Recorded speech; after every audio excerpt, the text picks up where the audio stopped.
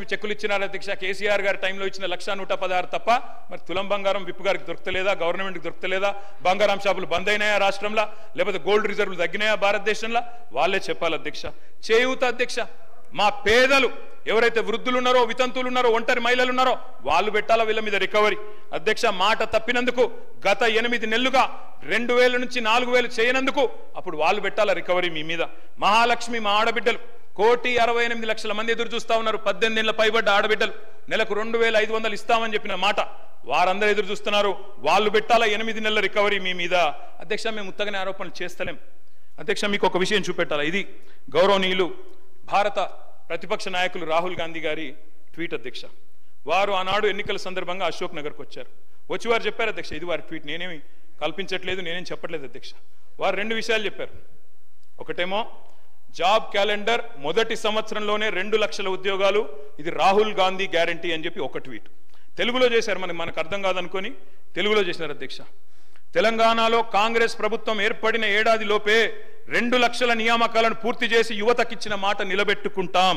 ఇది కాంగ్రెస్ నాయకులు పెద్దలు రాహుల్ గాంధీ గారు చేసిన ట్వీట్ అధ్యక్ష. యువతకిచ్చిన నేను వారికి పంపిస్తా ఉన్నాను తమరి ద్వారా అధ్యక్ష. నేను అడుగుతా ఉన్నా అధ్యక్ష, నిజంగా కూడా రాహుల్ గాంధీ గారు ట్వీట్ చూసిన తర్వాత, వీళ్ళ నిర్వాహకం చూసిన తర్వాత, ఆ జోసెఫ్ గోబెల్స్ అని ఒక ఆయన ఉంటుండేన అధ్యక్ష, ఎవరు ఆ జర్మనీలో, ఆయన గిన్న బతికుంటే అధ్యక్ష, ఎవరు వీళ్ళు ఇంత టాలెంటెడ్గా ఉన్నారు, వీళ్ళ దగ్గర ట్యూషన్ నేర్చుకుంటాను పోతున్నానేమో సార్ వీళ్ళ దగ్గరికి.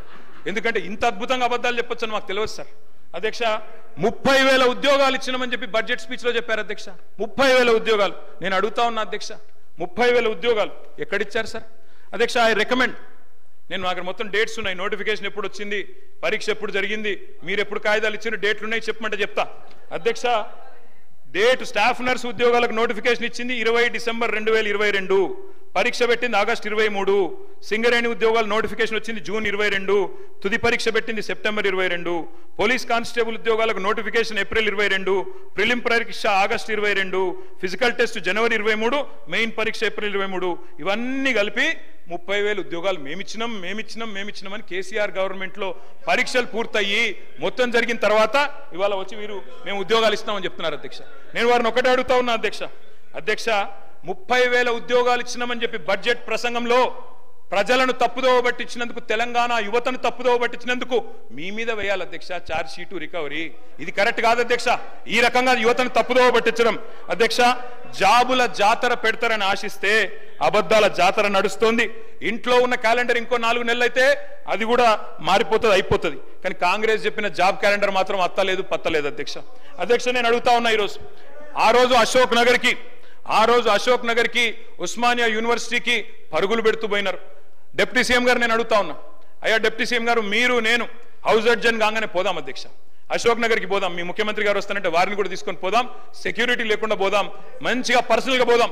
పోయి అక్కడ ఉండే ఏ ఒక్క యువకుడు, ఏ ఒక్క యువతి, ఏ ఒక్క చెల్లెలు చెప్పినా, ఒక్క ఉద్యోగం అన్నా ఈ ప్రభుత్వం ఇచ్చిందని చెప్తే నేను అక్కడనే రాజీనామా చేసి వెళ్ళిపోతాను అధ్యక్ష. ఒక్క ఉద్యోగం రేవంత్ రెడ్డి గారి ప్రభుత్వం, కాంగ్రెస్ ప్రభుత్వం వచ్చినాక కొత్తగా ఇచ్చినాము అని ఏ ఒక్క యువతి గాని యువకుడు చెప్పినా నేను అక్కడే రాజీనామా చేసి రాజకీయ సన్యాసం తీసుకుంటా అధ్యక్ష. ఒక్కరు చెప్పినా నేను చెప్తా ఉన్నా అధ్యక్ష, అక్కడే సిటీ సెంట్రల్ లైబ్రరీలో ముఖ్యమంత్రి గారికి, ఉప ముఖ్యమంత్రి గారికి మా పార్టీ తరపున, తెలంగాణ యువత తరపున 1,00,000 మందితో పౌర సన్మానం కూడా పెడతామని చెప్పి నేను చెప్తా ఉన్నా అధ్యక్ష. 10 ఏళ్లలో మరి గత తెలంగాణ ఉద్యమంలో ఇంటికో ఉద్యోగం ఇస్తామని చెప్పి మోసం చేసి మీరు ఉస్మానియా యూనివర్సిటీకి 10 ఏళ్లలో పోలేని పరిస్థితి తెచ్చుకున్నది మీరు. ఆయన చెప్పే ఉద్యోగాల కథ ఎట్లున్నదంటే కోట శ్రీనివాస్ గారి యొక్క కోడి కథ.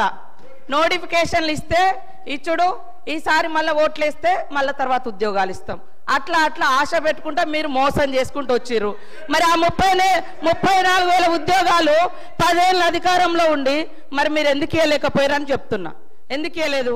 ఇంకొకటి, దాదాపుగా ఈ రోజు వరకు మా నోటీస్కి వచ్చింది డబుల్ పెన్షన్స్ అంటే సర్వీస్లో ఉండి రిటైర్డ్ అవ్వడమో లేదా వాళ్ళ కుటుంబానికి వచ్చేటువంటి 20,000, 1,00,000 ఇట్లాంటి పెన్షన్స్ తీసుకునే వాళ్ళు మీ హయాంలో దాదాపుగా ఇప్పటి వరకు మాకు వచ్చినాయి 5,600 లిస్టు. లక్ష్మమ్మ గారు కూడా 24,000 పెన్షన్ తీసుకుంటుంది సార్. సరే, లోకల్ అధికారులు రికవరీ చేసినట్టుంది, అది మా నోటీస్కి రాలేదు. ఆమె 24,000 పెన్షన్ తీసుకుంటుంది, ఇటు 2,000 పెన్షన్ కూడా తీసుకుంటుంది. ఇంకొకటి వారు చెప్పారు ఉద్యోగులకు 2 పెన్షన్లు ఇస్తామని చెప్పారని. ఎస్, మీ ప్రభుత్వంలో రాగానే ఆశా వర్కర్లు కావచ్చు, అంగన్వాడీలు కావచ్చు, బస్ డ్రైవర్ల తల్లిదండ్రులు కావచ్చు, వాళ్ళ పెన్షన్ కూడా తీసేసారు. కానీ మీ నాయకుల కుటుంబాలు, వాళ్ళ తమ్ములు అన్నలు వాళ్ళు తీసుకున్నారు కార్పొరేషన్ల పేరు మీద, వాళ్ళ కుటుంబంలో పెన్షన్ తీసుకున్నారు ఉద్యోగం వస్తుందని. కానీ వేరే చిరు ఉద్యోగుల యొక్క తల్లిదండ్రుల పెన్షన్ మాత్రం మీరు తీసేసారు సార్. కాబట్టి మీరు మాట్లాడేటప్పుడు వాస్తవాలు చూసుకోవాలి. ఇంకోటి మేము బాగా సంపద పంచినాం. 25,000 కోట్ల రూపాయలు హైవేలు, ఫామ్ హౌస్లకు, మరి అదే విధంగా దున్నేటటువంటి వాళ్లకు, కష్టపడేటోళ్ళకేమో పట్టాలేదని మీరు ఇవ్వలేదు. మీరు ధరని తీసుకొచ్చి పాపం పేదోళ్ళు అనేక మందికి పట్టాలు ఇవ్వకుండా, ఎవరెవరికో పట్టాలు ఇచ్చేసి, సాగులో ఉన్న వాళ్ళకి పట్టాలు ఇవ్వకుండా, రైతు బంధు రాకుండా అన్యాయం చేశారు. కాబట్టే గ్రామీణ ప్రాంత ప్రజలు మాకు పట్టం కట్టింది సార్. అదేవిధంగా పేదలకు ఇండ్ల విషయం, మీరు ఇన్ని బిల్డింగ్ల గురించి చెప్తున్నారు.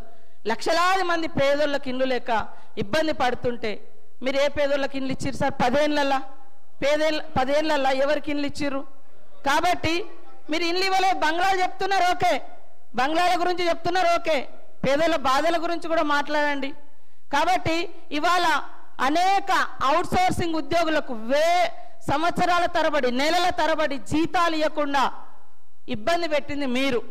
మేము నిజంగానే అనుకున్నాం సార్, మీరు రోజు ధనిక రాష్ట్రం బంగారు తెలంగాణ అంటే బయట నుంచి మేము కూడా అదే అనుకున్నాం, బంగారు తెలంగాణే ధనిక రాష్ట్రం అని.